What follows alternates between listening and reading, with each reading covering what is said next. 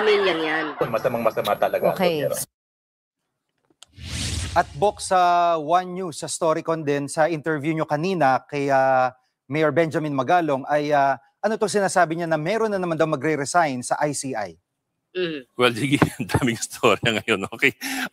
Kausap namin si Mayor Benjamin Magalong kanina. Of course, dating miyembro ng ICI. At well, last week or the week before, nagparamdam si Magalong na may isa pang BBTO mula sa ICI. Isa pa to si Magalong, ano? Wala ding silbi to eh.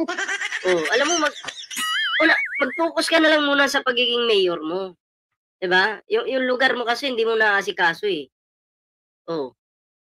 Bakit ka ba nag-i-effort na kumbaga magpasikat? Bakit ka ba nag-i-effort? Meron ka bang tatakbo ka ba senador sa 2028? Ha? Binabalak mo ba tumakbo? Alam mo, di ka namin iboboto.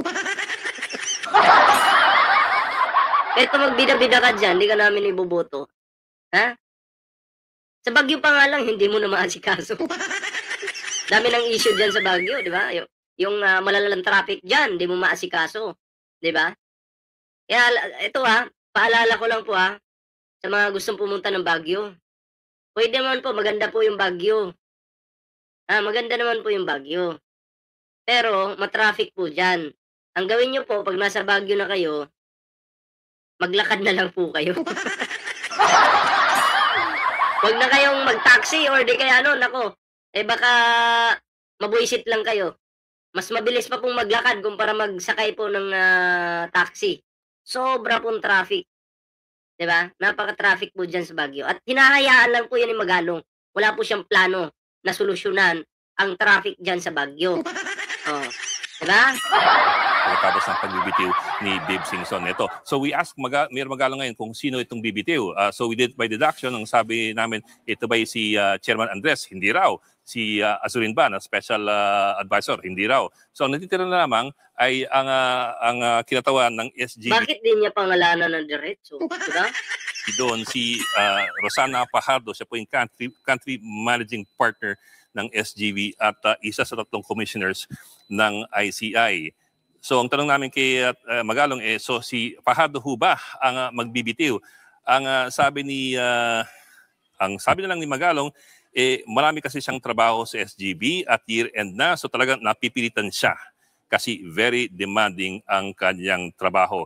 And I did a follow-up later on with Mayor Magalong asking and confirming kung ito nga si Fajardo ang magbibitiw. At ang sabi niya, she has manifested that she wants to leave the ICI by December, meaning this month. Pero napakiusapan daw siya to stay on until January. So that is the latest that we got from Mayor Magalong, na si Rosana Fajardo, ICI Commissioner, wanted to leave by this month but has been asked to stay on until January of next year. Jiggy.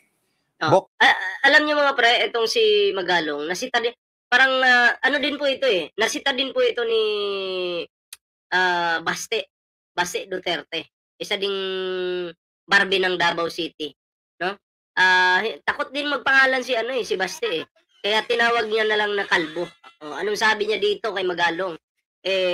Sabi ni Baste, hindi mo nga maasikaso yung yung lugar mo 'di ba? Tapos ngayon makikialam ka pa dito sa Davao, sa lugar namin. Ayusin mo muna yung bakuran mo bago sa ibang lugar, 'di ba? So may punto naman itong si Barbie Baste Duterte. Tama naman. Pero teka lang, Baste, masingit ko lang din to. Kung wala kayong mga kapalpakan dyan sa Davao, okay lang naman. Pwede namang, kung ako, papayag akong imbestigahan kung alam mo namang malinis yung Davao.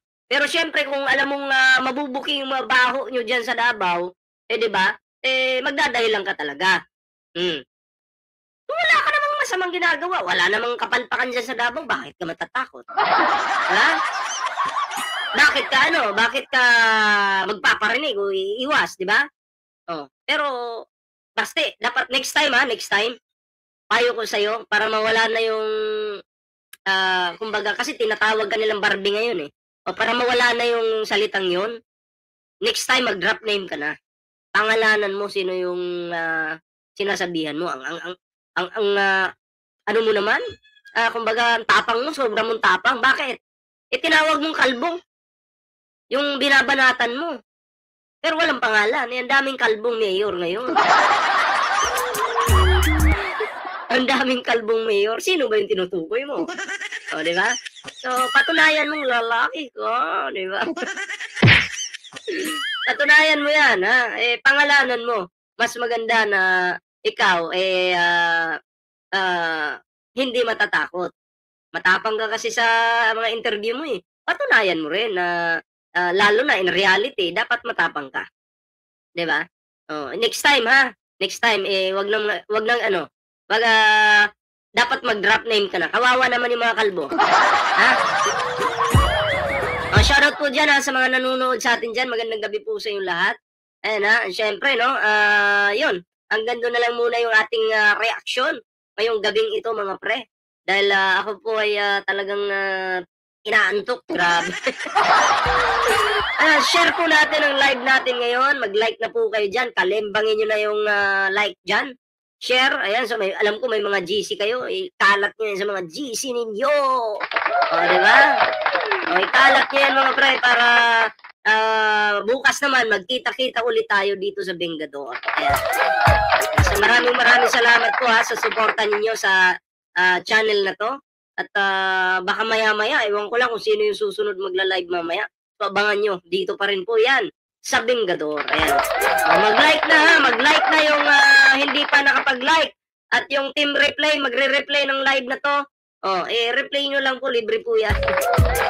Wala pong bayad. So, yun mga pre, ako'y magpapaalam na muna. Hindi ko na po kayo may isa-isa dyan. Pero, ako'y magpapaalam muna sa inyo mga pre. At abangan nyo na lang po yung susunod na magla-live mamaya. Or baka meron mamaya. Abangan nyo na lang po. So, paalam po muna pa samantala. Ingat po lahat. Ingat po.